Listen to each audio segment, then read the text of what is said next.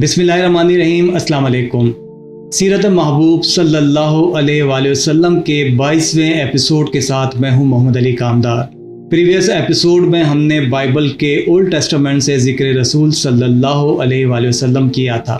اب new Testament سے یعنی عہد نامہ جدید سے نبی آخر الزماں صلی اللہ علیہ وآلہ وسلم کی ذکر کی چند جھلکیاں دیکھتے ہیں۔ قرآن کے سورۃ صف کی آیت میں ذکر کیا گیا ہے کہ اور یاد کرو جب عیسیٰ بن مریم نے کہا اے بنی اسرائیل میں تمہاری طرف اللہ کا رسول ہوں، اپنے سے پہلی کتاب توریت کی تصدیق کرتا ہوا اور ان رسول کی بشارت سناتا ہوا جو میرے بعد تشریف لائیں گے، ان کا نام احمد ہے۔ پھر جب احمد ان کے پاس روشن نشانیاں لے کر تشریف لائے بولے یہ کھلا جادو ہے۔ انجیل یوحنا یعنی گاسپل آف جان میں ہے کہ عیسیٰ علیہ السلام نے کہا مجھے تم سے اور بھی بہت سی باتیں کہنا ہے مگر اب تم ان کی برداشت نہیں کر سکتے، لیکن جب وہ یعنی روح حق آئے گا تو تم کو تمام سچائی کی راہ دکھائے گا، اس لیے کہ وہ اپنی طرف سے نہ کہے گا لیکن جو کچھ سنے گا وہی کہے گا اور تمہیں آئندہ کی خبریں دے گا۔ حضرت عیسیٰ علیہ السلام روح حق کی بات کر رہے ہیں۔ بائبل میں ہی دیکھتے ہیں کہ روح حق یعنی سچی روح، اس سے کیا مراد ہے؟ اے عزیزوں، ہر ایک روح کا یقین نہ کرو بلکہ روحوں کو آزماؤ کہ وہ خدا کی طرف سے ہیں یا نہیں، کیونکہ بہت سے جھوٹے نبی دنیا میں نکل کھڑے ہوئے ہیں۔ خدا کے روح کو تم اس طرح پہچان سکتے ہو کہ جو کوئی روح اقرار کرے کہ یسوع مسیح مجسم ہو کر آیا ہے وہ خدا کی طرف سے ہے۔ بائبل کی اس آیت کے مطابق روح حق ایک سچا نبی ہے اور جھوٹی روح جھوٹا نبی ہے، اور سچا نبی وہ ہے جو عیسیٰ علیہ السلام کو مسیح تسلیم کرے۔ نبی کریم صلی اللہ علیہ وآلہ وسلم کی زبان مبارک سے قرآن کے الفاظ ہیں کہ اور یاد کرو جب فرشتوں نے مریم سے کہا اے مریم اللہ تجھے بشارت دیتا ہے اپنے پاس سے ایک کلمہ کی جس کا نام ہے مسیح عیسیٰ، مریم کا بیٹا رودار ہوگا دنیا اور آخرت میں اور قرب والا۔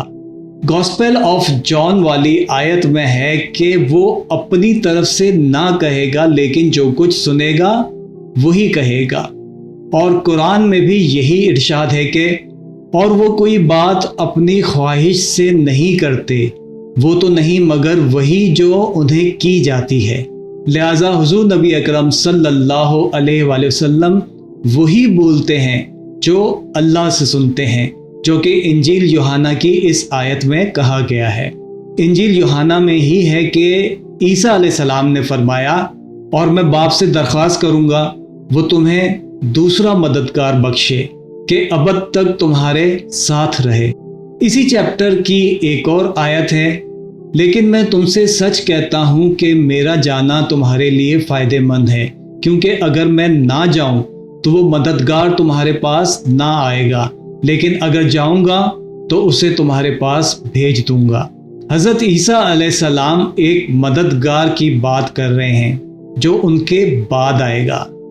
ایک اور ورس میں ہے کہ لیکن جب وہ مددگار آئے گا جس کو میں تمہارے پاس اپنی طرف سے بھیجوں گا یعنی روح حق جو باپ سے صادر ہوتا ہے تو وہ میری گواہی دے گا۔ ہم روح حق کی وضاحت کر چکے ہیں یعنی نبی میری گواہی دے گا، اس سے مراد وہ مجھے مسیح مانے گا، اور یہ بات قرآن و حدیث میں واضح ہے کہ حضور نبی کریم صلی اللہ علیہ وآلہ وسلم نے حضرت عیسیٰ علیہ السلام کے نبی ہونے کی گواہی دی ہے۔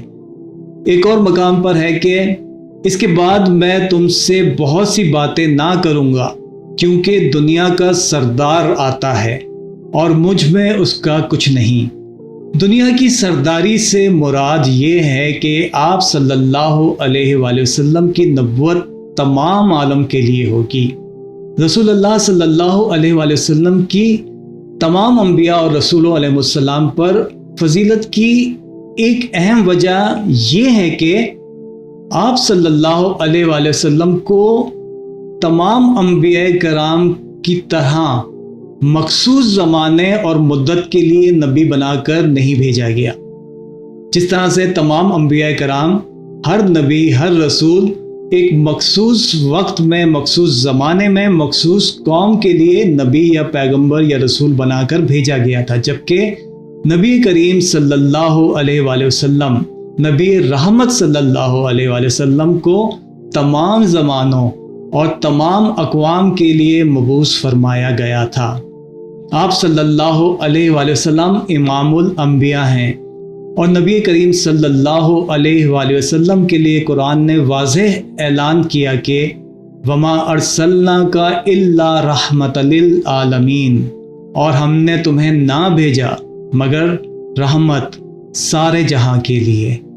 گزشتہ کتابوں میں تحریفات کے باوجود حق کسی نہ کسی صورت میں ان میں موجود ہے، لیکن یہ بات واضح رہے کہ ان کتابوں میں وہی سچ اور اصل ہے جس کی تائید قرآن و حدیث سے ہوتی ہے، چاہے توحید کا بیان ہو، رسالت کا بیان ہو، یا امر و نہی یعنی شرعی احکامات کی تعلیمات ہوں۔ نبی کریم صلی اللہ علیہ وآلہ وسلم سلسلہ نبوت کی سب سے آخری کڑی ہیں۔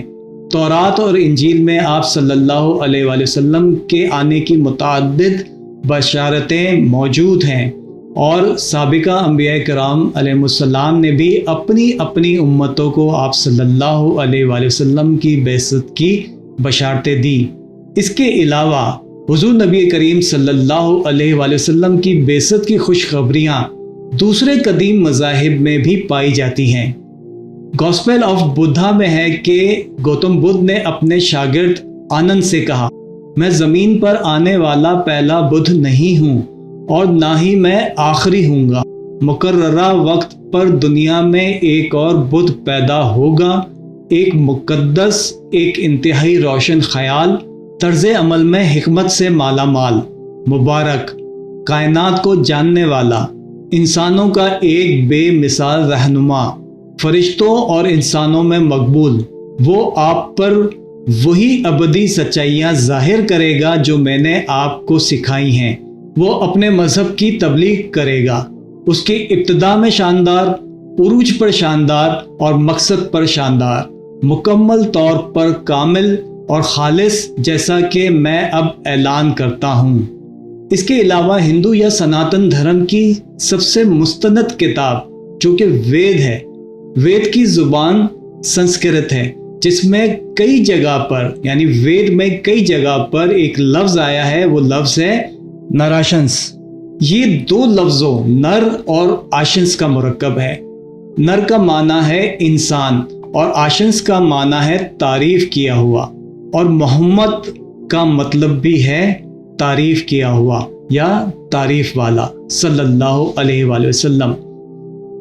ایک ہندو پنڈت وید پرکاش اپادھیائے نے ایک کتاب لکھی جس کا نام ہے کلکی اوتار اور محمد صاحب صلی اللہ علیہ وآلہ وسلم۔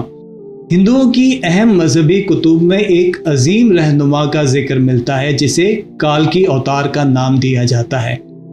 پنڈت وید پرکاش نے گہری تحقیق کے بعد یہ دعویٰ کیا ہے کہ اس کالکی اوتار سے مراد حضرت محمد صلی اللہ علیہ وآلہ وسلم ہے جو مکہ میں پیدا ہوئے۔ اپنے اس دعوے کی دلیل میں پنڈت وید پرکاش نے ہندوؤں کی مقدس مذہبی کتاب وید سے ہی حوالے پیش کیے ہیں۔ انہوں نے اپنی اس تحقیق کو ملک کے 8 مشہور پنڈتوں کے سامنے پیش کیا تھا۔ ان پنڈتوں نے کتاب کے مطالعے کے بعد، یعنی یہ جو کتاب ہے کالکی اوتار اور محمد صاحب صلی اللہ علیہ وسلم، تو ان 8 پنڈتوں نے اس کتاب کے مطالعے اور تحقیق کے بعد یہ تسلیم کیا ہے کہ کتاب میں پیش کیے جانے والے حوالہ جات مستند اور درست ہیں۔